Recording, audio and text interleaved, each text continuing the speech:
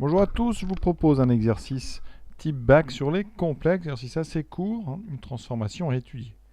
Donc cette transformation, c'est celle qui a un point d'affixe z, associe un point d'affixe z', tel que z', c'est z carré plus 4z plus 3. Alors un point est dit invariant lorsqu'il est confondu avec le point m'. Ça veut dire tout simplement, pour traduire, c'est que l'image de m, c'est le point m. Conséquence, eh bien, z' est égal à z. Et donc, on doit résoudre l'équation z' égale z, donc z carré plus 4z plus 3. Alors, je vais faire bien les 3 pour ne pas confondre avec des z, plus 3 égale z. Alors, pour résoudre ça, eh bien, on va d'abord tout mettre à gauche. Ça fait z carré plus 3z plus 3 égale 0. Ceci est une équation du second degré en z avec des coefficients a qui vaut 1, b qui vaut 3 et c qui vaut 3. On va calculer le discriminant. B carré moins 4ac, donc 9 moins 12 moins 3. C'est un discriminant négatif. Donc, on a deux solutions conjuguées. La première, z1 moins b moins 3 moins i racine de valeur absolue delta, donc 3 sur 2a. Voilà, donc ça nous donne moins 3 demi moins i racine de 3 sur 2. Pour z2, eh bien c'est le conjugué de z1, ça vous le savez très bien. Ça donnera moins 3 demi plus i racine de 3 sur 2. Ça c'est la forme algébrique donc de nos deux affixes, les affixes des deux points invariants. Donc ici on a deux points invariants d'affixes z1 et z2.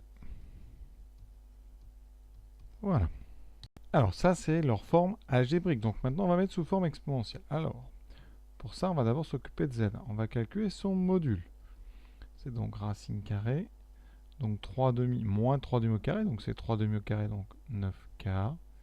Plus le carré de moins racine de 3 sur 2, c'est-à-dire 3 sur 4. Ça donne racine de 12 quarts, donc racine de 3. Une fois qu'on a ce module, on factorise z1 par racine de 3. Ici, ça donnera donc moins 3 sur 2 racine de 3, moins i sur 2. Alors là, c'est pas difficile parce que vous avez ici un demi, donc forcément, à l'autre, ça sera du racine de 3 sur 2 au signe près. Donc ici, en simplifiant, normalement, vous aurez moins racine de 3 sur 2, moins i sur 2, tout simplement parce qu'on sait que en trigo, un demi, ça va avec racine de 3 sur 2.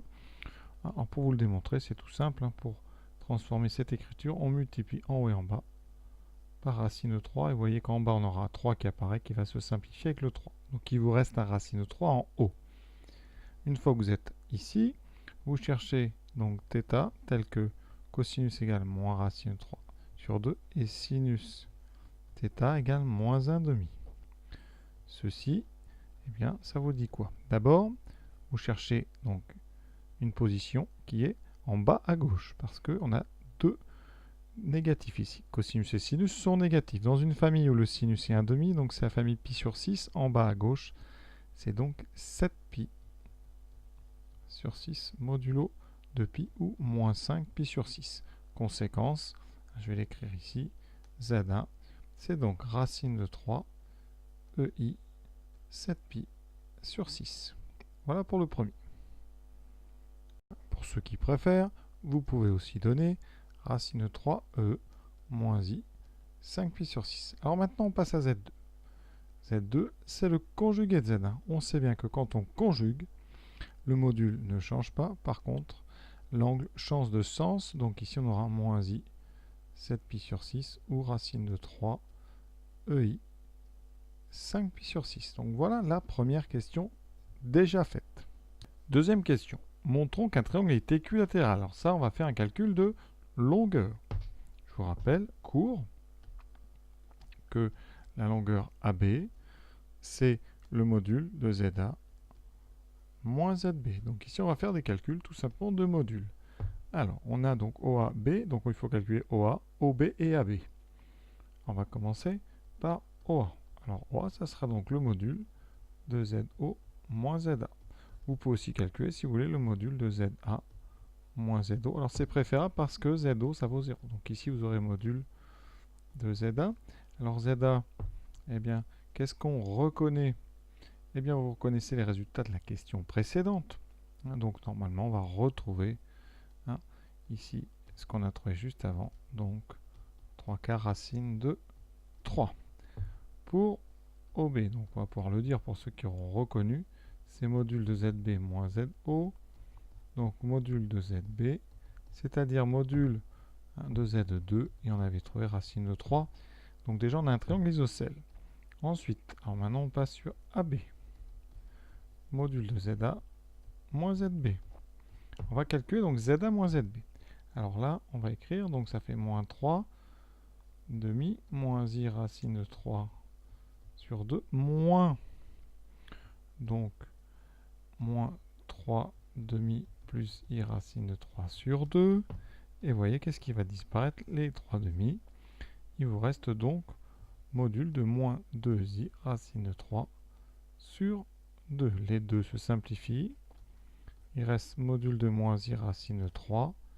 Et ça, par produit, module d'un produit, c'est le produit de module. Vous aurez module de moins I fois donc module de racine de 3 qui vaut racine de 3. Et module de I, c'est 1.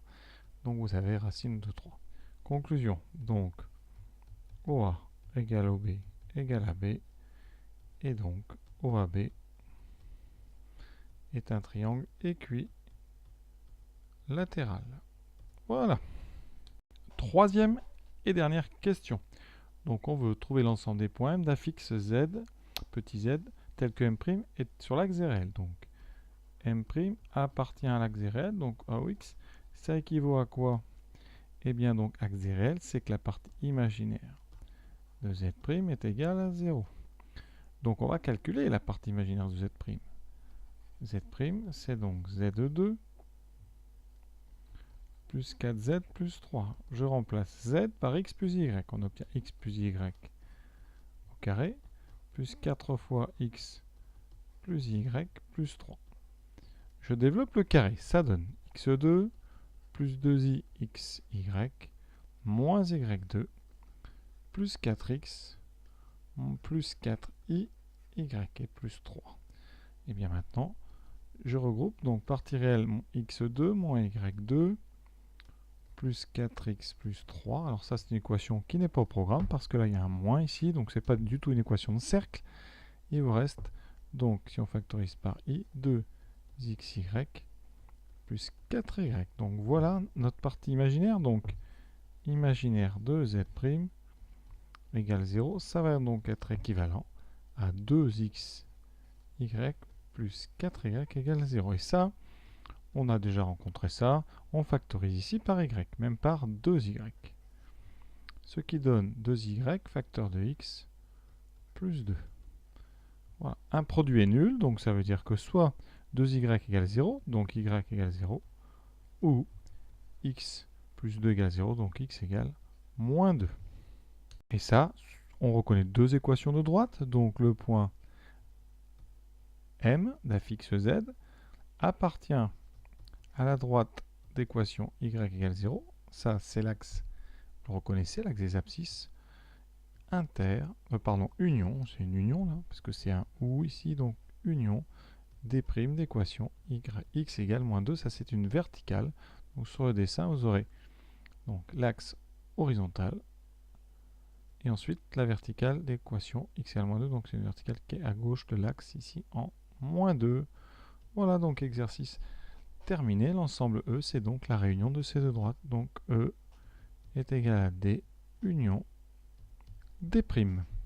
Voilà, ce petit exercice est terminé. J'espère que ça vous a plu. À bientôt.